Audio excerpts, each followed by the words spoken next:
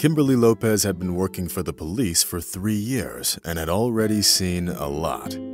Despite the fact that the young woman was just a patrolling officer, it was still a hard job to do, as she often had to chase and detain very dangerous criminals.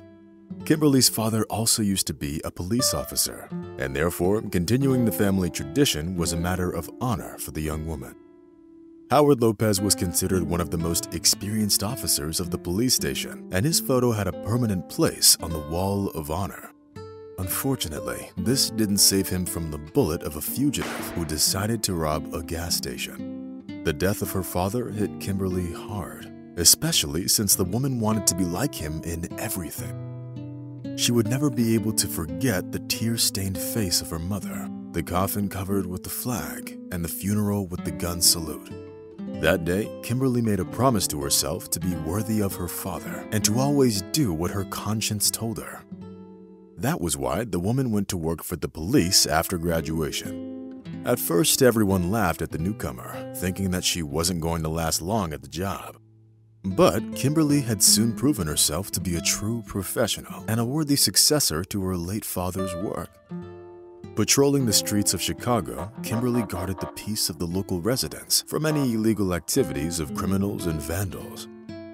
Meanwhile, her mother wasn't all that enthusiastic about her daughter's occupation. "Kimberly, it's a very dangerous and difficult job. You should take care of yourself and not forget about the fate that befell your father," Amanda Lopez said with concern in her voice. Kimberly only shrugged her shoulders in response, saying that she couldn't do otherwise. One day, Kimberly saw a homeless man begging for alms as she was patrolling through the city park. The man was wearing an old, torn jacket and jeans. His sneakers had definitely seen better days and looked as though they could fall apart at any moment. A faded baseball cap with a broken visor completed his miserable look. The man behaved calmly and, unlike most of the homeless people, didn't pester anyone. Instead, he stood quietly with the cardboard box in his hands, which everyone could drop some change into.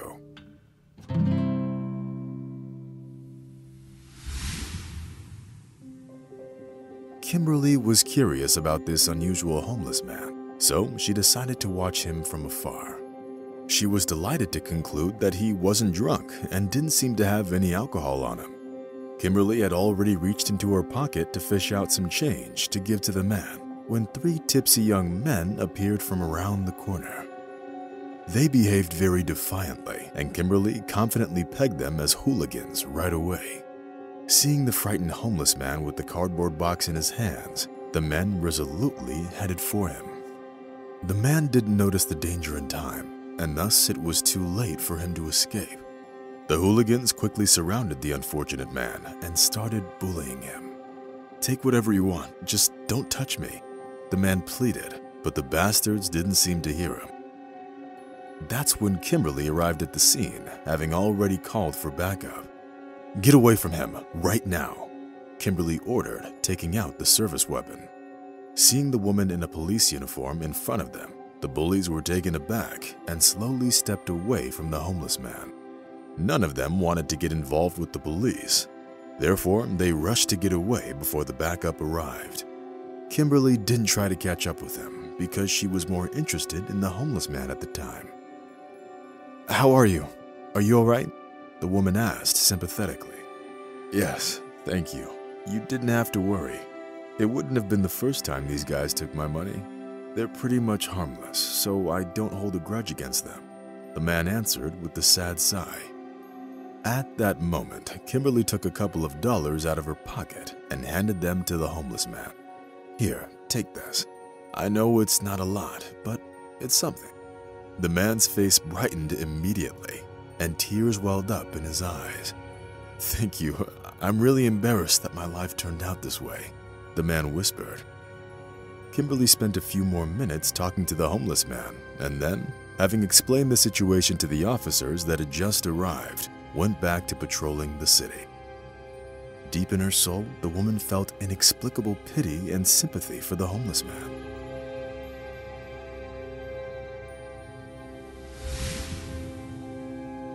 The fact was that the homeless man reminded Kimberly of her late father, the way he talked and his voice. She didn't really believe in soul reincarnation, but the resemblance was uncanny. The next day, Kimberly went back to the park to see the homeless man and give him a couple more dollars. As it turned out a little later, the man's name was Roger Smith, and he wasn't always homeless. He used to work in an office and was held in high regard by his superiors. Unfortunately, Roger's happiness was short-lived. Trouble knocked on the door of his house when his wife was diagnosed with cancer. Roger did everything in his power to alleviate her suffering and get her the best treatment, but it was all in vain. Rebecca Smith died a year after her initial diagnosis. Rebecca's death was an extremely painful blow to her husband. The man was distraught and simply couldn't find the strength to move on. Trying to drown out the pain of loss, Roger turned to drugs and alcohol. Of course, this lifestyle couldn't have ended up well. First, Roger lost his job, which he simply stopped going to because of his addictions. A little later, the man lost his house, as it was used as collateral for the bank loan, which Roger could no longer pay off. Thus, Roger found himself living on the street, which was very hostile to the office clerk. Over time, the man managed to get rid of his addictions, but unfortunately, he never managed to get his former life back. Instead of working in an office, Roger was now living off collecting scrap metal and empty bottles.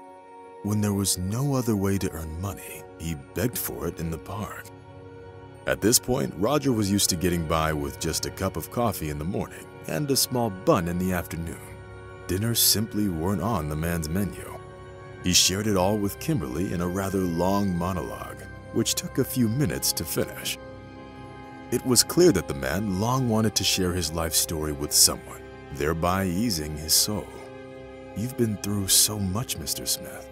I never thought that it could be this bad," Kimberly whispered with tears in her eyes. "Well, it could, and it was, miss.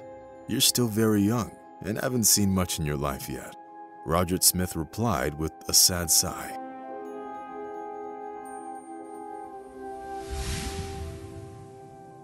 Ever since that memorable day, Kimberly started seeing Roger almost every day. The police officer treated the man like her own father, helping him with money, food, and clothes.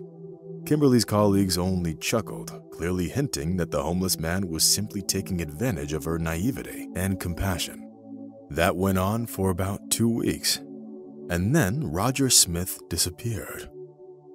Moreover, this happened immediately after Kimberly gave him a rather impressive amount of money so that he could restore the documents he long lost. The man wasn't in the park or in the abandoned RV, which served him as a home when it was wet and cold outside. Kimberly spent days trying to find Roger, but her efforts were never successful. Well, what did I tell you? That beggar deceived you, got your money, and fled. They're all the same.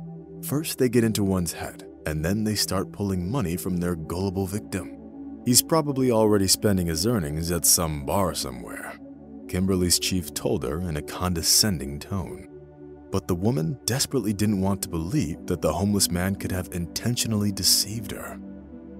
She remembered his eyes full of tears and unspeakable pain all too well. Of course, all people are different, but Kimberly was 100% sure that the homeless man was honest with her. However, time passed, and Roger Smith was still nowhere to be found. At some point, Kimberly resigned herself to the possibility that she fell victim to a scammer. "At least I stayed true to myself," the woman thought, trying to quickly delete this episode of her life. Over time, Kimberly's emotional wounds healed, and she forgave Roger Smith for deceiving her. 14 years have passed. Kimberly's life changed a lot during that time. While being wounded while apprehending a dangerous criminal 5 years ago, Kimberly had to leave the service and start a new life without the police badge, patrolling the streets, and the daily risk associated with the dangerous profession. On the advice of her mother, the woman decided to get another degree and went back to college. Having successfully graduated with the degree in economics, she had many new opportunities open up for her. Now the woman needed to find a job where her talents and knowledge would be appreciated.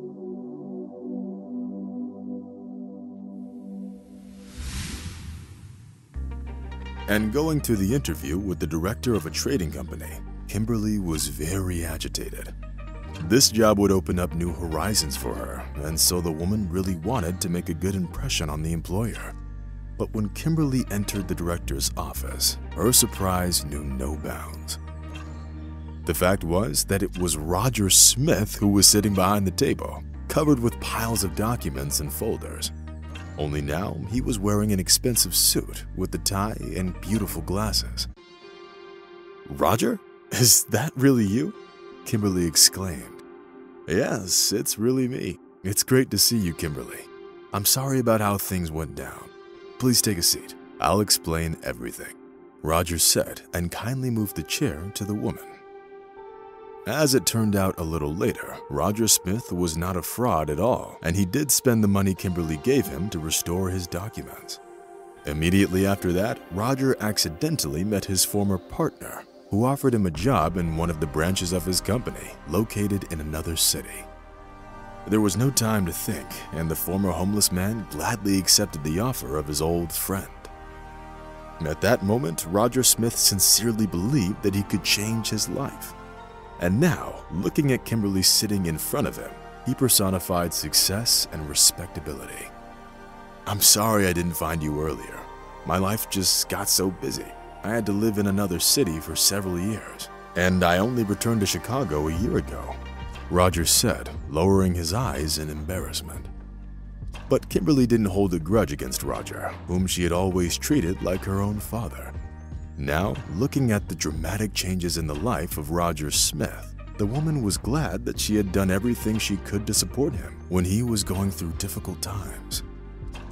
After getting hired as a senior manager, Kimberly got promoted to the department head in record time. She's still friends with Roger Smith, and their friendship serves as an example for many. Looking at them, people often assume that they're father and daughter, and don't even suspect that they're just friends, whose friendship survived the tests of poverty and time.